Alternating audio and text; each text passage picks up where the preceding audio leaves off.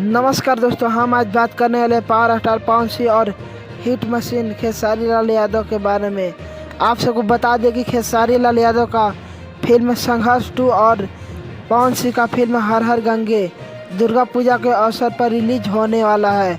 इससे पहले कि चैनल पर आप नए हैं तो चैनल को सब्सक्राइब जरूर कर दें। आप सबको बता दें कि खेसारी लाल यादव का फिल्म संघर्ष 2 और पवन सिंह का फिल्म हर हर गंगे दोनों एक साथ 20 अक्टूबर को रिलीज किया जा रहा है। खेसारी लाल यादव का फिल्म पोस्टर पेपर में आ गया है और पवन सिंह का भी हर हर गंगे का पोस्टर पेपर में आ गया है। आप स्क्रीन पर देख सकते हैं।